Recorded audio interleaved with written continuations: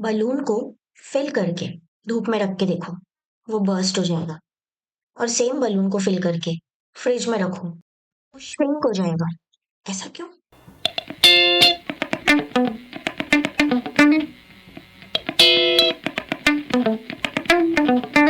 इस वीडियो में हम कवर करेंगे सारे गैस लॉज।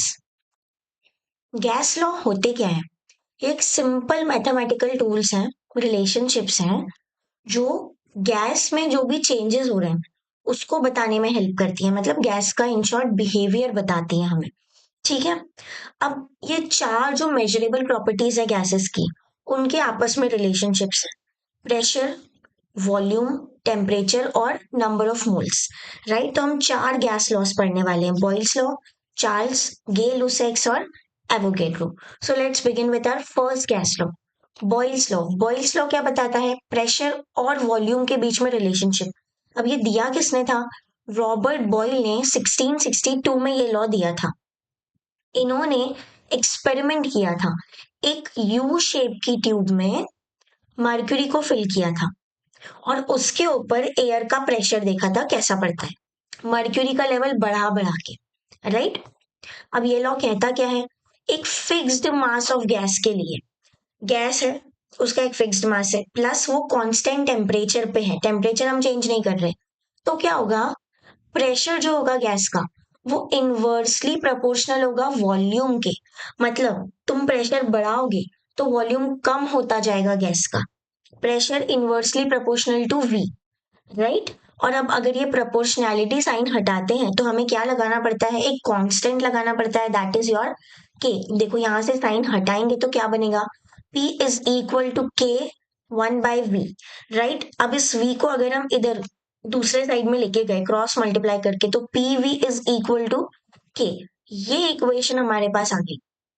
राइट। तो इससे देख के हमें क्या पता चला कि प्रेशर इनवर्सली प्रोपोर्शनल है वॉल्यूम के। राइट। जहां पे क्या कांस्टेंट है? टेम्परेचर और नंबर ऑफ मोल्स। मतलब अमाउंट हमने सेम रखा है और टेम्परेचर हमने कांस्टेंट रखा हुआ है। राइट। अब अगर हम देखें, एक गैस है, इनिशियली उसका प्रेशर था P1 और उसकी वॉल्यूम थी V1। फिर हमने क्या किया? उसके प्रेशर को चेंज कर दिया। राइट। प्रेशर कर दिया P2, तो वॉल्यूम भी क्या हो जाएगी? चेंज हो जाएगी, V2। तो इनिशियल स्टेट में प्रेशर वॉल्यूम हो गए P1 V1, फाइनल स्टेट में हो गए P2 V2।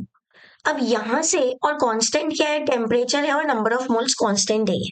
अब यहां से हमें पता चला कि P1 V1 is equal to P2 V2। ये एक और रिलेशन हमारे पास निकल के आया इस लॉ के थ्रू।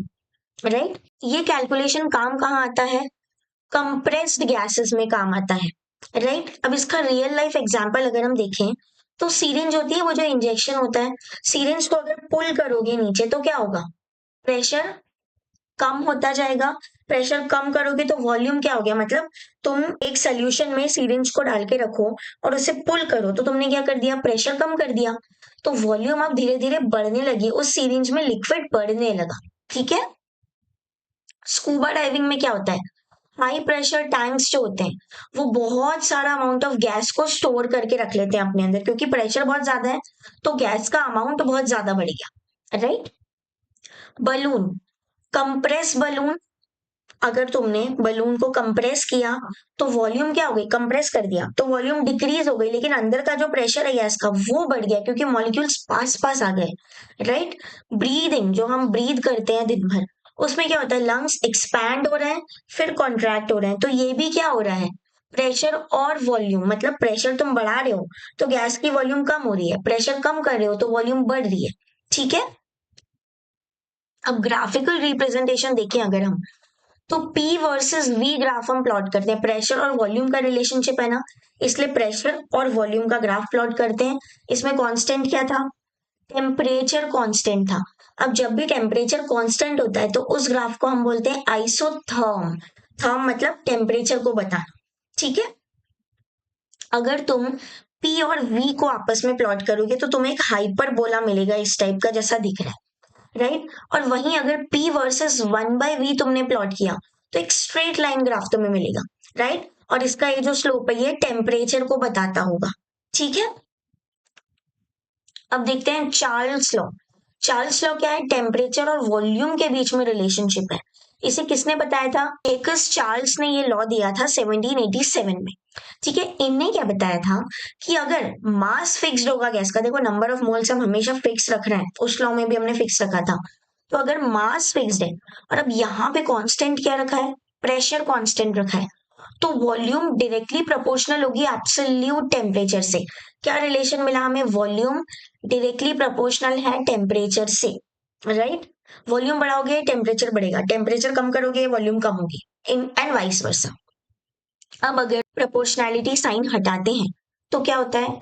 एक के आ जाएगा, के टी, और यहीं से हम क्या निकालेंगे? v by T is equal to K. ये रिलेशनशिप हमें मिल गया चार्ल्स लॉ का, राइट?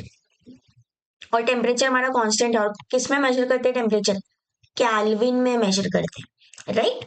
मैथमेटिकली अगर हम देखें, फिर से वो केस इमेजिन करें कि इनिशियल वॉल्यूम क्या है? v1 है, इनिशियल टेम्परेचर t1 है, तुमने वॉल्यूम चेंज कर दी v2 में, तो टेम्परेचर भी क्या हो जाएगा? चेंज हो जाएगा t2 में। तो यहां से हमें ये वाला एक रिलेशन मिल गया, v1 by t1 is equal to v2 by t2, Charles law की मदद से। ये क्या काम आता है? केमिस्ट्री में गैस के जो वॉल्यूम होते हैं उसे कैलकुलेट करने में ये लॉ काम आता है। हमें टेम्परेचर पता है, एक फर्स्ट वॉल्यूम पता है, तो हम दूसरी वॉल्यूम निकाल सकते हैं, ठीक है? अब ग्राफ अगर देखा जाए तो इसमें वॉल्यूम वर्सेस टेम्परेचर को हम प्लॉट कर रहे हैं, और हमने वहां पे कांस्टेंट क्या रखा था? प्रेशर कांस्टेंट रखा था। जहां भी कांस्टेंट प्रेशर होता है तो उस ग्राफ को क्या बोलते हैं? आइसोबार। तुमने v वर्सेस t प्लॉट किया तो स्ट्रेट लाइन मिलेगी, राइट? अब अगर इसी लाइन को तुम एक्स्ट्रापोलेट कर दोगे, एक्स्ट्रापोलेशन मतलब और एक्स्ट्रा बढ़ा देना, ठीक है? तुमने दूसरी तरफ लाइन को और बढ़ा दिया, तो ये लाइंस जहां पे आके मिक्स हो रही है, मतलब जहां पे ये लाइन आके टच हो रही है एक्सिस पे, वो होगा एब्सोल्यूट जीरो, -273.15। ये है absolute zero temperature. Absolute zero होता क्या है एक्चुअल में? जहां पे थ्योरेटिकली प्रैक्टिकली नहीं, थ्योरेटिकली गैस की वॉल्यूम जीरो हो जाती है, राइट? और मॉलिक्यूलर मोशन जो है, गैस में कितना ज्यादा मोशन होता है, पर इस टेम्परेचर पे आके गैस का मोशन स्टॉप हो जाता है, बंद हो जाता है। इसे बोलते हैं एब्सोल्यूट जीरो। ये थ्योरेटिकल कंडीशन है, राइट? कैल्विन स्केल जो है वो एब्सोल्यूट जीरो वाले फंडे पे ही बना हुआ है, राइट? रियल लाइफ एप्लीकेशन देखिए हम चार्ल्स लॉ की, तो हॉट एयर बलून जो होता है वो जैसे जैसे एयर हीट होती है, मतलब एक्सपैंड होती जाती है। अब भाई एयर के ये मॉलिक्यूल है, ठीक है? तुमने इसको दे दी हीट, तो क्या हुआ? अब ये मॉलिक्यूल में एनर्जी आ गई, तो ये आपस में दूर जाते जाएंगे एक दूसरे से, मतलब क्या हो रहे हैं? एक्सपैंड हो रहे हैं, फैल रहे हैं, दूर हो रहे हैं। तो जैसे जैसे एयर एक्सपैंड होगी तो डेंसिटी कम होती जाएगी। डेंसिटी मतलब एक एरिया में कितना ज्यादा अमाउंट ऑफ सब्सटेंस भरा हुआ है, वो हो गई उसकी डेंसिटी। जितना ज्यादा अमाउंट ऑफ सब्सटेंस भरा है मतलब उतना ज्यादा वो डेंस होगा, राइट? और अब क्योंकि एयर दूर दूर जाते जा रहे हैं पार्टिकल, तो डेंसिटी क्या होती जा रही है? अब कम होती जा रही है। इसीलिए बलून जो है वो ऊपर जाते जा रहा है, मतलब डेंसिटी कम हो रही है। और डेंसिटी कम होती है तो चीज फ्लोट करती है, राइट? ऊपर उड़ती है। गैस वाली तो थर्मोमीटर्स आते हैं, उसमें एक्सपेंशन कितना हो रहा है गैस का वो देख के हम टेम्परेचर मेजर करते हैं। एरोसोल कैन्स जो आती हैं उसमें वार्निंग लिखी रहती है, अगर हीट करोगे तो क्या हो जाएगी? ये कैन बर्स्ट हो जाएगी, खराब हो जाएगी। क्यों? क्योंकि हीट करी तो गैस की वॉल्यूम क्या हो गई? बढ़ गई। वॉल्यूम बढ़ने से प्रेशर भी क्या हो गया? बढ़ गया। प्रेशर बढ़ा तो वो बर्स्ट हो जाएगी, राइट? गे लुसेक्स लॉ, ये क्या है? प्रेशर और टेम्परेचर के बीच में रिलेशनशिप दिया है इनने। किनने प्रपोज किया था? ये जोसेफ गे लुसेक ने प्रपोज किया था ये लॉ 1802 में, ठीक है? प्रेशर टेम्परेचर के बीच में रिलेशन बताया, कंडीशन क्या रखी? वॉल्यूम कांस्टेंट, और ऑब्वियसली अमाउंट ऑफ गैस जो एन है वो भी हमारा हर जगह कांस्टेंट ही है। तो इन्होंने क्या बताया? एक फिक्स्ड मास ऑफ गैस के लिए, और वॉल्यूम भी क्या है? कांस्टेंट है। तो प्रेशर जो है वो डायरेक्टली प्रोपोर्शनल होगा किस पे? टेम्परेचर पे, राइट? प्रेशर डायरेक्टली प्रोपोर्शनल हो गया टेम्परेचर पे, प्रोपोर्शनैलिटी कांस्टेंट हटाया तो के लग गया, P by T is equal to K. ये रिलेशनशिप हमें मिल गया गे लुसेक्स लॉ से, राइट? एक्सप्लेनेशन कैसे दिया इसका? टेम्परेचर इंक्रीज हो रहा है तो गैस के जो मॉलिक्यूल है उनमें क्या आ जा रही है? काइनेटिक एनर्जी आ रही है। काइनेटिक एनर्जी आ रही है तो वो दूर दूर भाग रहे हैं आपस में। तो भागने से क्या होगा? ये आपस में कोलाइड हो जाएंगे, और आपस में तो कोलाइड होंगे ही, लेकिन जो इनका कंटेनर है जिसमें ये फिल्ड उसमें भी ये जाके कोलाइड होंगे, टकराएंगे बार बार। इसकी वजह से प्रेशर बढ़ जाएगा गैस का, और लेकिन वॉल्यूम हमेशा कांस्टेंट रहेगी, राइट। अब अगर तुम ग्राफ प्लॉट करो P वर्सेस T, प्रेशर और टेम्परेचर का रिलेशनशिप है ना, तो तुमने इसके अगेंस्ट ग्राफ प्लॉट किया और अब यहाँ पे कांस्टेंट क्या था, वॉल्यूम कांस्टेंट थी। और जब वॉल्यूम कांस्टेंट होती है तो ग्राफ को क्या बोलते हैं, आइसोकोर, राइट। तुमने ये प्लॉट किया तो तुम्हें स्ट्रेट लाइंस मिली। और अब अगर एक्स्ट्रापोलेट करोगे, एक्स्ट्रापोलेट मतलब मैंने क्या बताया था, इसको तुम अपनी मर्जी से और एक्सटेंड कर दोगे लाइंस को, तो तुम्हें ये कहाँ मिलेगा, एक्सेस पे जहां टच हो रहा है वो एब्सोल्यूट जीरो मिलेगा, -273.15 डिग्री सेल्सियस, ठीक है, या फिर 0 केल्विन। अब इसकी रियल लाइफ एप्लीकेशन देखें तो प्रेशर कुकर में क्या होता है, तुमने टेम्परेचर बढ़ाया, हीट दी, तो क्या होगा, प्रेशर बढ़ गया कंटेनर के अंदर और कुकिंग तुम्हारी तेज हो गई, मतलब काइनेटिक एनर्जी उनके अंदर बढ़ गई। स्प्रे कैंस जो होती हैं, अगर उसको हीट कर दिया, जैसा हमने पहले पिछले लॉ के एप्लीकेशन में भी देखा, तो हीट होने से वो क्या हो जाएंगी, बर्स्ट हो जाएंगी, राइट। मैथमेटिकल रिलेशन देखिए, अब अगर हम दो कंडीशंस मान ले, सबसे पहले इनिशियल प्रेशर 1 P1 है और टेम्परेचर T1 है, और जैसे ही तुमने प्रेशर P2 किया तो टेम्परेचर भी T1 हो गया, तो ये दोनों बराबर होंगे, ये इसका मैथमेटिकल रिलेशन है, राइट। अब देखते हैं एवोगैड्रोस लॉ। एमिडियो एवोगैड्रो ने ये लॉ प्रपोज किया था 1811 में। इन्होंने क्या किया, वॉल्यूम और नंबर ऑफ मोल्स, अभी तक हम नंबर ऑफ मोल्स कांस्टेंट रख रहे थे, ये पहला लॉ है जहां पे नंबर ऑफ मोल्स के लिए कोई रिलेशनशिप आया है, राइट।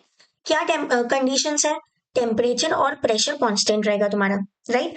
अब अगर इक्वल वॉल्यूम ऑफ, तुमने बहुत सारी गैसेस ले ली, मान लो तुमने बहुत सारी गैसेस ली हैं, राइट, लेकिन इन सब गैसेस का तुमने वॉल्यूम इक्वल रखा, मान लो 1 यूनिट, तो इसमें अब जो नंबर ऑफ मोल्स होंगे वो भी क्या होंगे, इक्वल होंगे, बराबर होंगे। क्या लॉ दिया इनने, तुमने इक्वल अमाउंट ऑफ गैसेस ले लिया किसी कंटेनर में अलग अलग, उनका टेम्परेचर और प्रेशर ये तुमने कांस्टेंट रखा है बिल्कुल, तो जो नंबर ऑफ मोल्स है गैस के वो भी बराबर होंगे। V is proportional to N, volume proportional होगी डायरेक्टली नंबर ऑफ मोल से, तो अब यहां से तुमने K कांस्टेंट करके रिलेशन निकाला तो V by N is equal to K, right. तो इससे तुम्हें पता चल गया कि अगर एक यूनिट गैस होगी, कोई सी भी गैस हो डजंट मैटर, लेकिन अगर उनका वॉल्यूम सेम है तो नंबर ऑफ मोल्स भी हमेशा सेम ही होंगे। कितना इजी हो गया सब कुछ, ठीक है। STP मतलब स्टैंडर्ड टेम्परेचर और प्रेशर, स्टैंडर्ड टेम्परेचर 273 केल्विन और स्टैंडर्ड प्रेशर 1 एटमॉस्फेरिक प्रेशर। अब इस पे अगर हम देखें तो 1 मोल ऑफ कोई भी गैस, एनी गैस ऑक्यूपाई करेगी 22.7 लीटर ऑफ वॉल्यूम, ठीक है। और इस वॉल्यूम का कहा गया है मोलर वॉल्यूम, ये याद रखना इंपॉर्टेंट है, राइट। STP पे एक मोल ऑफ कोई भी गैस ऑक्यूपाई करेगी 22.7 लीटर वॉल्यूम और इस वॉल्यूम को कहा गया है मोलर वॉल्यूम, ठीक है। अब हमने देखा बॉयल्स लॉ, प्रेशर का रिलेशनशिप था, प्रेशर इनवर्सली प्रोपोर्शनल है वॉल्यूम पे। Charles law, volume directly proportional है टेम्परेचर से।